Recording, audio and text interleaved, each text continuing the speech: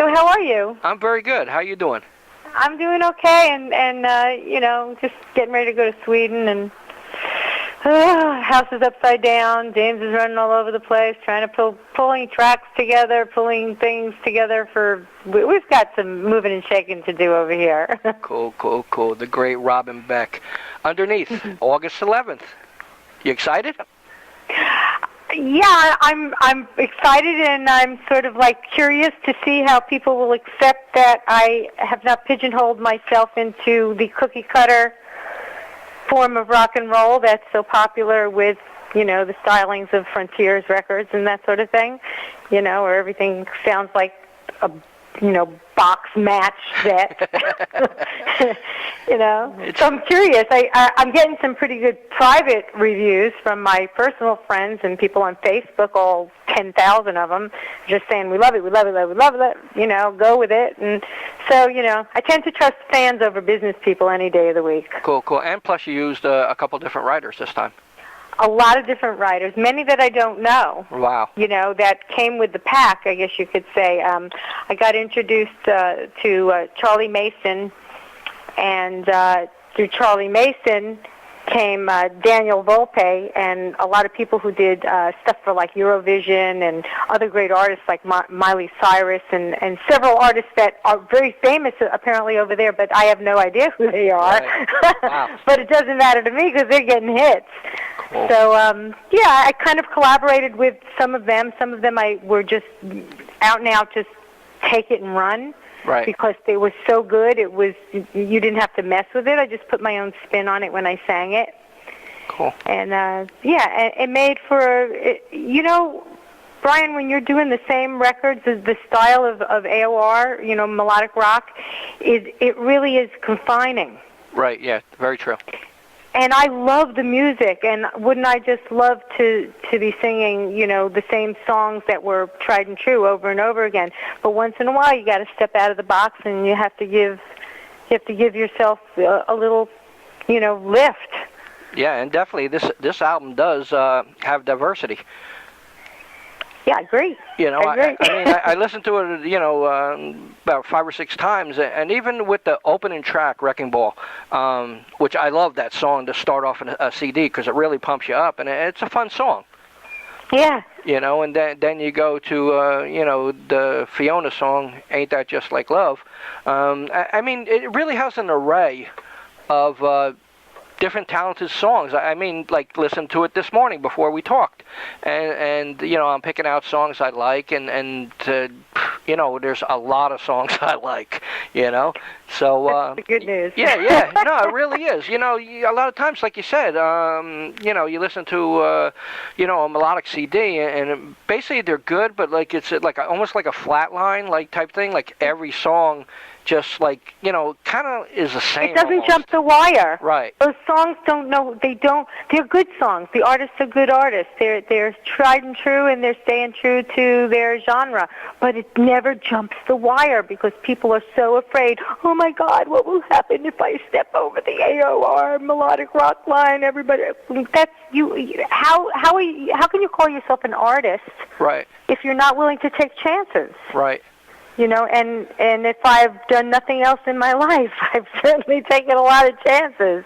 Not all of them good, but, you know, that's the fun of it. Right. Was there any songs that were a little bit difficult for you to, you know, reach different notes or anything like that? Notes? Yeah. Never. Yeah, never. I could see that. One track I said, holy cow, I Swear the Night. Oh, no. You know, the one thing I was blessed with is the high end of my voice. There might have been times through singing certain songs, whether I was doing them for other people or even for myself, where something maybe got in my break in the low end. Right. But as far as the sky goes, I mean, I'm a high B belt. And I'm a high B head, and I can sing that even with laryngitis. I I don't even know what that is. It must just like be like a private passageway. Right. Oh, yes. It's amazing because, like, some songs might start off slow, but when you hit the chorus, forget it. It's a great tune. I mean, I went through every song and listening to them, and there's one parts or something like that saying, hey, it's okay, but then all of a sudden you hit the chorus, and then it just breaks loose the rest of the song. So I was really happy with that. I like the most, thank you, I like the most about those songs how they did exactly what you just said. They did the unexpected. Choruses are the hardest things to write that people will, let's face it, name that tune, if you're going to remember anything, it's going to be just the 4 notes or the 5 notes that are in the chorus, and hopefully you've attached it to the right words so that people can remember it easily, and then it just, I don't know if it's a blessing or a curse that it gets stuck in your head like a little OCD thing. As you wake up singing, I can't get that song out of my head. Right. But it's one of the things that I loved most about it was that element of surprise where the song just started somewhere and you're just going, where is this going to go? And then you hear the chorus and you go, no. Yeah. Yes. She's kidding, right? Because even when I heard some of those songs, I started listening to them and I was going, wow, they just sound so nice, and I'm sure it's going to get bad once it gets to the chorus. Right. And I went, oh, fuck. Good. And that's what made it hard to want to struggle to write better songs, too. Right. Because, James and I went through a hell of a lot last year with some, personal things. His mom passed, and, I don't know if you knew that James had been sick a couple of years before that. Right, yeah, I did. So the last couple of years have been very trying for us, and then in the midst of it all, it must be that thing called The Secret where you just keep putting out those positive vibes that, you want to tour, and before you know it, be careful what you wish for, you just might get it. Right. And then I'm out there, so it's not just James doing House of Lords, it's me, and we're juggling that and funerals and treatments and our daughter who's, a high schooler and about to break straight out of her her bustle over there with teen hormones, and I want to do what I want to do, sort of stuff. And you don't have time. You find yourself going, I don't have time to fight this wave, of just like sit down, write a new song, and have it be astounding compared to what you've done before, better, fresher, and just not repeating yourself, because that's the easiest thing to do. Write the same song over the same stupid chords. Right. Now, the CD comes out August 11th, and, is it a pain in the ass to wait that long? Hey, it was a pain in the ass to wait as long as I did to have my daughter, but she turned out pretty good. And it's done, and, people are loving it, and people are saying, damn, how come they got it? I don't have it. I mean, that must be, anticipation. Who's saying that? I'm saying it's good. No, who's saying how come they got it, but I don't got it? No, I'm just saying like a metaphor, like, like just saying it, people say, well, they got a review. How'd they get it, and, it's all to do with media, Oh, yeah. Well, we listen, I hand that over. I try as often as I can to hand it over to somebody else so people don't put me in the middle. Right. Because I do have people that have journalists that have become my friends. Right. And they're always saying, well, we want to have first dibs and I said, you know what? This time, for what it's worth, I'm just going to let somebody else make the decisions for me. That's good. Because then it's unbiased, and really, I think this album is incredibly special, and it should be handled in the most professional way. Right, definitely. But everybody will get it, and they'll all get it in time. And by the way, let's see, Great Escape came out in 2011. Right. I'm like I'm right on target. Yeah. Cool, very cool. And plus, you just got back, from Germany, Austria, Switzerland. You did Firefest, so you were touring a lot. I did more touring. Like I said, it must be The Secret, where you put that vibe out and you wish for things and you get it. One day you get it. I got to just start wishing for, gravity to go the other way. If I wish for that hard enough, I'll be 22 again. Right. Oh, yeah. You know, because even fans saying, well, how come this CD is not released? I mean, not just you. I mean, anybody. They don't understand the touring part of it. Is a big part. Merchandising and everything is all a part of a product that is put out by the artist. And right. They said, well, this CD is like over a year old. What do you think you are, Kiss? You're going to put out one every 9 months? Oh, mine isn't. No, I know. That's what's good. It gets out there so people get to hear it. And you're doing your work like touring and stuff like that. And, you got things on your mind. And, you're working on new songs in your head. So when you get back, take a little rest. Then you're fresh to go like you did. You know what? And you know what I'm loving about that, and just like taking those liberties to be a human being and do your life at home and do your work where you have to do it, is the response that I'm getting from trusting. I guess at the lack of sounding corny, trusting the universe. Right. To do what is right for you. When people turn to me and have already on several occasions said to me, "You're like right up there with Pink and Katy Perry." Right. I'm going, okay, so maybe Katy Perry people think she's fruity. I think she's phenomenal. Right. And the song, and if I could have done that song, Fireworks, I'd have done it. If it was given to me, I would have done it, and I would have had her success because she's stupendous, and I think I can cover anything she can do. The difference comes in, just the timing, that she's where she is at her age, and she's got that. Those are such wonderful, wonderful songs. So when people come to me and say, and start comparing me to Pink and Katy Perry, I just going, wow, I'm so glad I just threw it out there and let the universe mix up this batch of soup. Right. And didn't try to, because sometimes when me and James and Tommy and Jimmy, and we'll get together and we'll start writing stuff, it's really hard to get out of your own way. Right.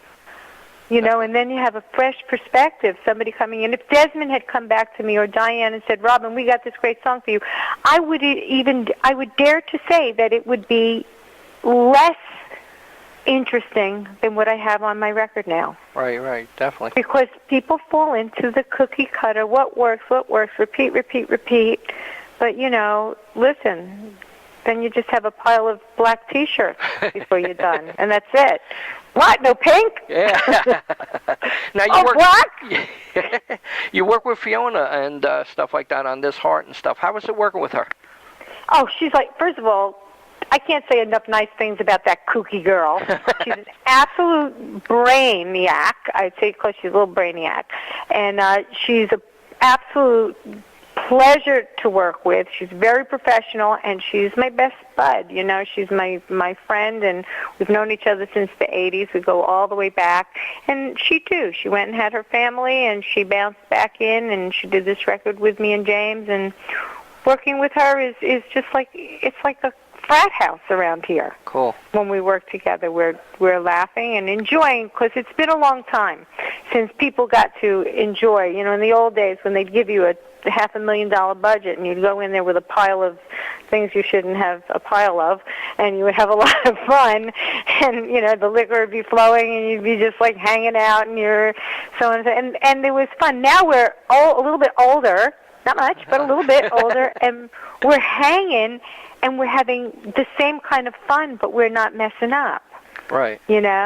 So working with her is just, just a great reminder that music, for us in our genre, isn't all hard work and pulling your hair out like it used to be in the 80s and the 90s.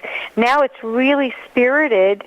And when you have people like Fiona around who are giving you such positive feedback, it just becomes such a creative whirlwind that, it's like every 2 seconds somebody's saying something creative, and it's getting added into the process of making the records. Right. Just terrific having her around. I love her to death. Cool. Now you have Burning Me Down with your husband James doing a duet. How many takes did it take to finish that song? Well, that would be hard to say, technically. I sing, James and I tend to sing like maybe 3 or 4 passes And then James is very fanatical, and attention to detail, so he'll comp it. Right. Even if I do it great all 4 or 5 times or whatever, he hears things I don't, which is why I like him. I don't even get my nose in there in the studio. I just say, just do it. And then when I come back into the studio, I'll do little fixes. And the same thing for him. So how many takes does it take? Right. I don't. We're not Madonna. I'll put it to you that way. You know, we're if we tried to do 24 tracks, we'd be on the couch for like 2 days. Right. I'm going to sing this song 24 times now. Get me a respirator. Oh, I mean, I've been in the studio, and you know, it's fun being in there, but like when you hear that one song like all day long, you know, it gets stuck in your head, actually, you know, and saying, I can't believe that took that long and stuff like that, but it happens. Plus, your daughter did some background vocals on this. She comes in there to criticize me every chance she gets and says, move over.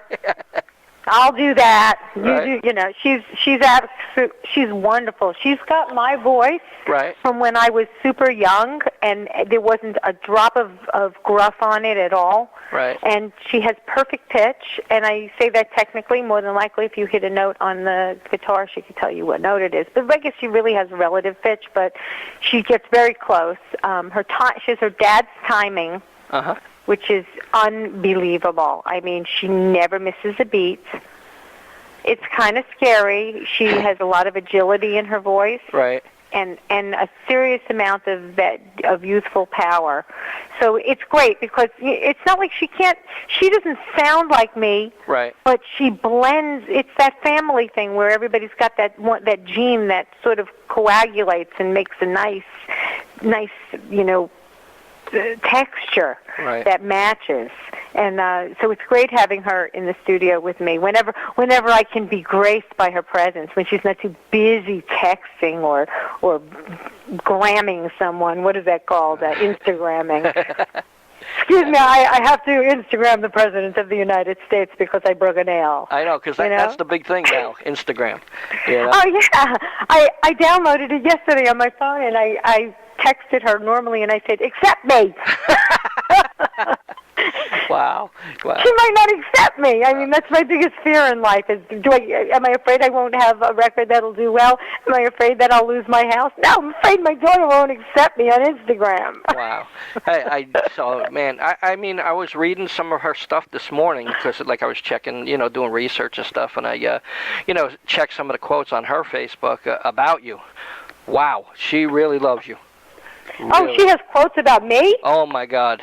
I'd love to see that. You're her sister, you're her mother, you're her friend, you're the best thing in life that ever happened to her. Oh, yeah, that was last week. Yeah, I just, no, you know, I mean, I'm reading that and I said, wow, they are really close, you know? We are very close. So it's nice. But don't be fooled. Kids. 16 is 16, and that is a roller coaster ride. My mother warned me about when I was a kid. She said, wait. Oh, yeah, I definitely know. Go ahead. You have. You know, my daughter just graduated from junior high school, and I says, what do you want? We could go get you a new tablet or computer, or I'll give you $300 you put into the bank and save it to when you want something. You know, naturally she went to, instead of the $300, she went and got a $600 tablet. You know, so like, there goes. You know, they're undecided all the time, but still, she's happy, so I'm happy. You know. That's how James and I feel too. James is very close with Olivia on the technology end. Right. I'm very close with Olivia on the emotional end. Right. Where I try to, you know, talk her down off of that technical ledge, which is horrible, I think. I grew up with talking to people on the phone. Definitely. You know?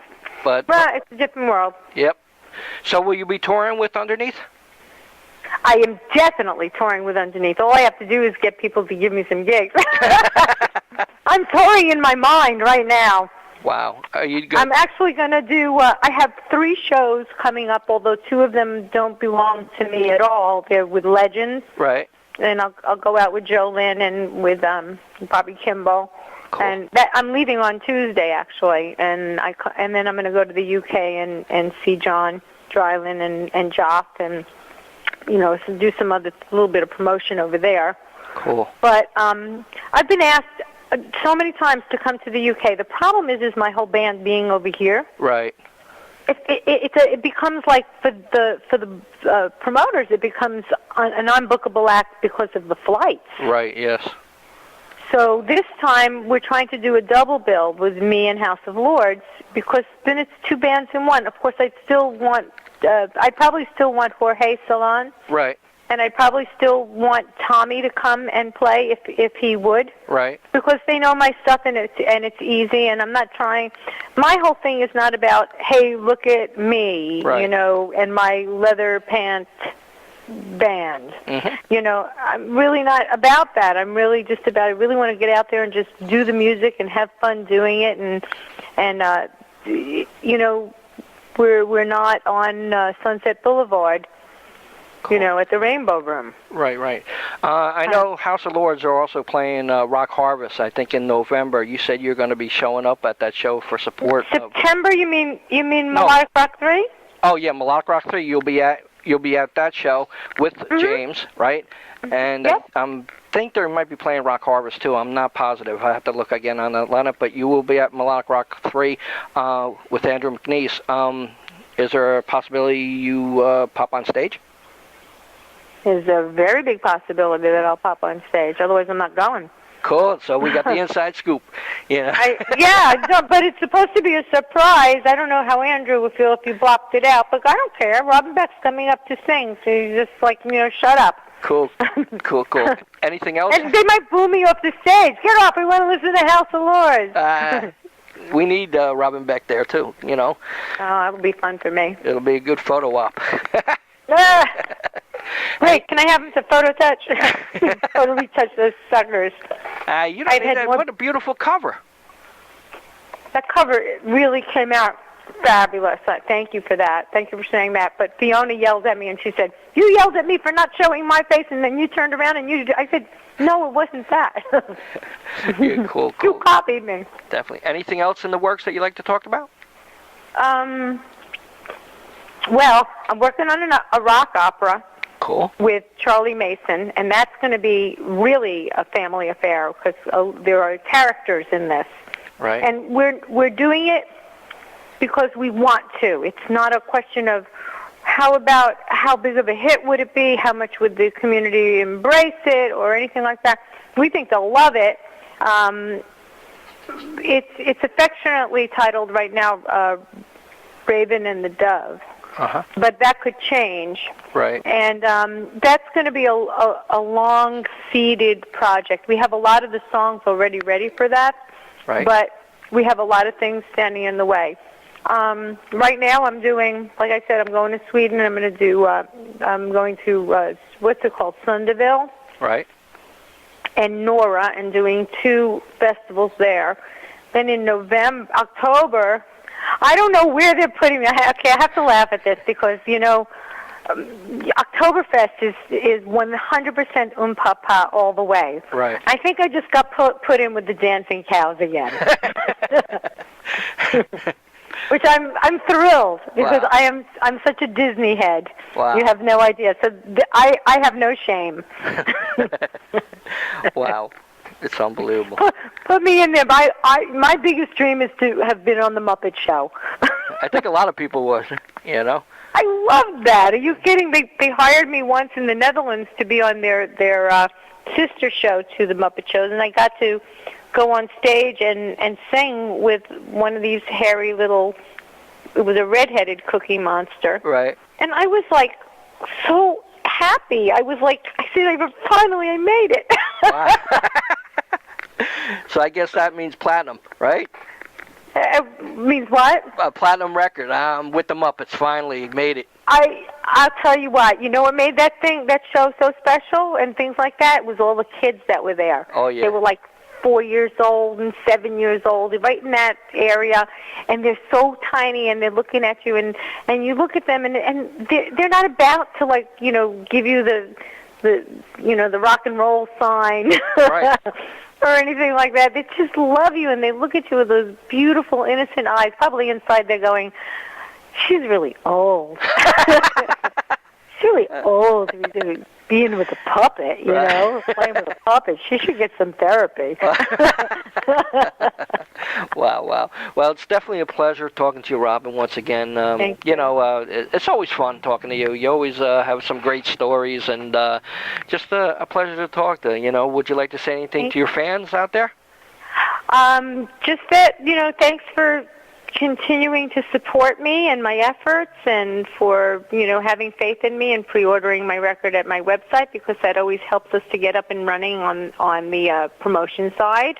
And basically just to keep watching my website and make sure that you attend some of the shows. Come out and keep it going, and be happy, be healthy, and stay cool. Thanks a lot, Robin. Thank you so much, Brian. No problem. I'll talk to you later. Fun talking to you. All right, man. Bye-bye. Bye.